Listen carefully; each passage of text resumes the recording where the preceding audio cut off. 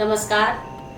सार TV entertainment के दर्शकों का हार्दिक अभिनंदन करती हूँ। मैं अर्चना गुप्ता। हमारे साप्ताहिक कार्यक्रम सत्यवाणी में हमारे साथ हमारे गुरुदेव ज्योतिषाचार्य पंडित देवराज शुक्ल जी हैं, जो इस सप्ताह पढ़ने वाले हरतालिका तीज व्रत और गणेश उत्सव के बारे में बताएंगे।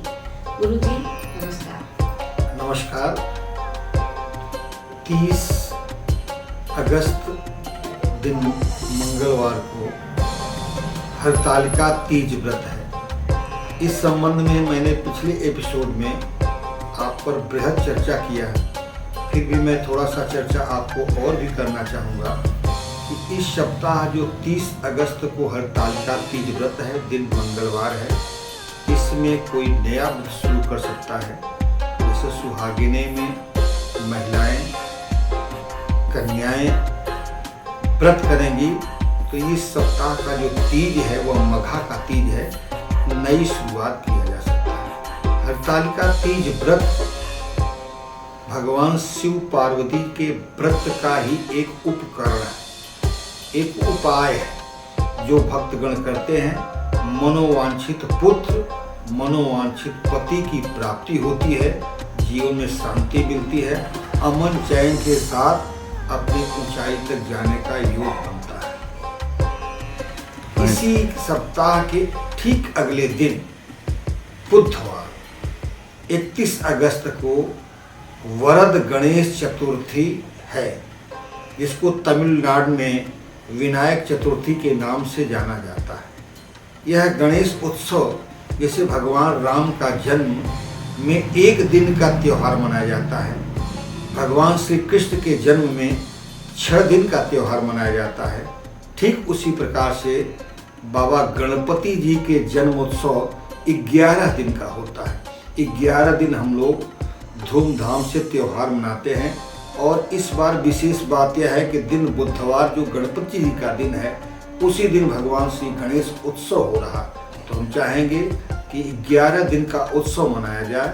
और गणपति जी विघ्न विनाशक हैं, जिसमें इस बार जो गणपति उत्सव हो रहा है, दुर्वा यानी दूब घास का प्रयोग विशेष करेंगे।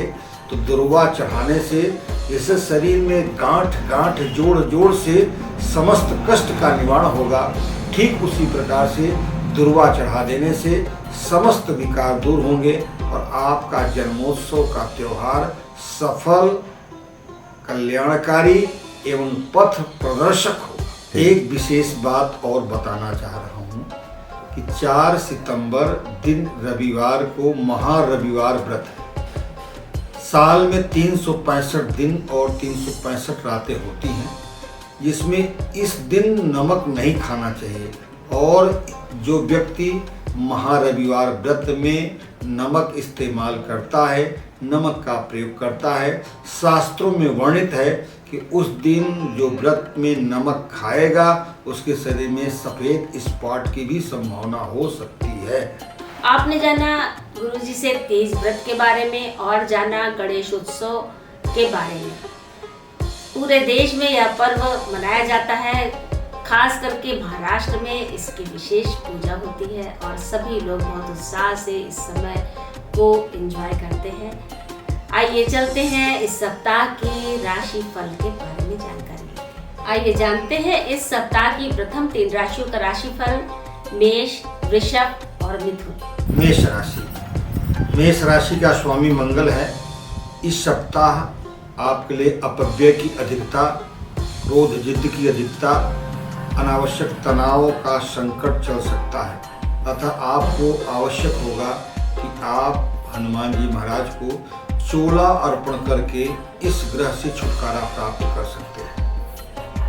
दूसरी राशि वृषभ राशि। वृषभ राशि के जातक जातकी के लिए यह सप्ताह बड़ा ही सुंदर है। अनेक प्रकार के लाभ हैं तथा ऊंचाई पर जाने का भी योग है।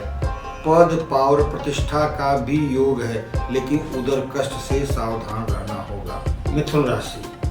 मिथुन राशि इस सप्ताह में प्रेम और विश्वास में धोखा मिल सकता है। आपके द्वारा किया गया कार्य आपको नुकसान एवं भारी क्षति पहुंचा सकता है। आपने जितने भी उपकार किए हैं वह अपकार में बदल सकता है। इसके लिए बहुत आवश्यक होगा कि कम बोलें, शांति से रहें और अधिक से अधिक हो सके तो एकांतवास करें।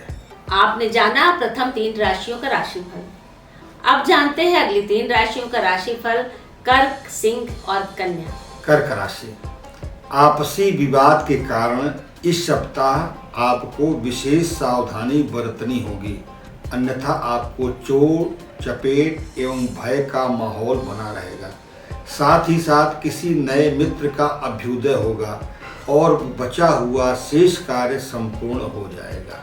सिंह राशि, सिंह राशि का स्वामी बृहस्पति इस सप्ताह नया संयोग बनाएगा। विवाह शुभ काम की शुरुआत इस सप्ताह होगी तथा किसी नए मित्र का अभ्युदय होगा। शेष बचा हुआ कार्य भी इसी सप्ताह आपका संपन्न होगा। कन्या राशि, कन्या राशि इस सप्ताह जो परिवार में चल रहा विवाद वह शांत होगा, नए कार्य का अभ्युदय होगा तथा जिस मित्र के कारण आपके घर में विवाद होगा उसका भी किसी न किसी प्रकार से नुकसान और भारी क्षति का संयोग बन रहा है। आपने 6 राशियों का राशिफल जान लिया है। अगर आपने हमारे चैनल को सब्सक्राइब नहीं किया है तो जरूर कर लें, जिससे आपको उस पर आने वाले सभी कार्यक्रमों के बारे में विस्तृत जानकारियां मिलेंगी। फिल्मों के बारे में भी अनेक कार्यक्रम भी आ रहे हैं, उस पर भी आपको सारी जानकारियां मिलेंगी और मनोरंजन भी मिलेगा। आइए चलते हैं अगली 3 राशियों के राशिफल जान लेते हैं, तुला, वृश्चिक और धनु राशि। तुला राशि, तुला राशि बताने से पूर्व मैं आपको बताना चाहूँगा कि सार टीवी इंटरटेनमेंट को समय समय पर सब्सक्राइब करिए, लाइक करिए और शेयर करिए, जिससे आपको समय समय पर पूरी जानकारी आप तक पहुंचती रहे। आइए तुला राशि, तुला राशि इस सप्ताह आप अपव्यय कराएगा, दोष उत्पन्न करेगा और जो आप धन व्यय कर रहे हैं वह धन वापस आने वाला नहीं रहेगा। साथ ही न्यायालय से संबंधित कोई कार्य भी आपके खिलाफ उत्पन्न हो सकता है। वृश्चिक राशि, वृश्चिक राशि का स्वामी मंगल आपके लिए कारक है, जो नए कार्यों का अभ्युदय देगा तथा विपत्ति आने वाली प्रॉब्लम को भी दूर करेगा। इसके साथ साथ पत्नी से विवाद में बचें, बच्चों से प्रेम बनाए रखें। धनु राशि, धनु राशि शनि की ढैया का प्रभाव चल रहा है, अतः हम चाहेंगे कि हनुमान जी से संबंधित अथवा पीपल के वृक्ष पर तिल अथवा कड़वा तिल का दीपदान आपके लिए उपयोगी होगा। साथ यह भी बचा के कहना चाहता हूँ कि आप पैसों के अपव्यय से बच के रहें। आइए गुरु जी से इस सप्ताह की अंतिम 3 राशियों का राशिफल जान लेते हैं, मकर, कुंभ और मीन।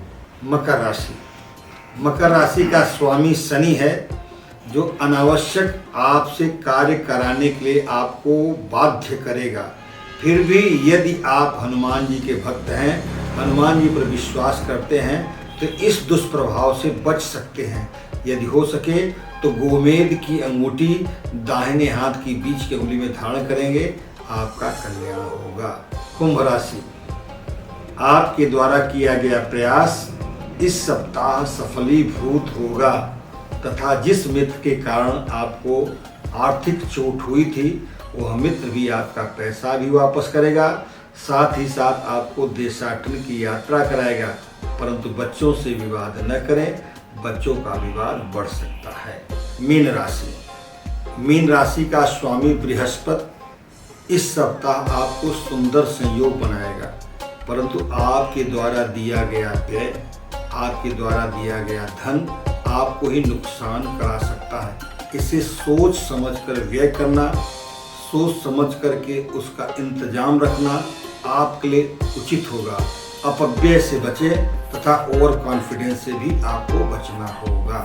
आपने जाना इस सप्ताह की 12 राशियों के राशिफल के बारे में और अन्य विशेष जानकारी के बारे में। अगर आपने हमारे चैनल को सब्सक्राइब नहीं किया है तो जरूर करें, जिससे सत्यवाणी में दिखाए जाने वाले जानकारियों को, बताई जाने वाली सारी जानकारियों को आप तक पहुंचने में आसानी हो और आप उससे लाभ उठाएं।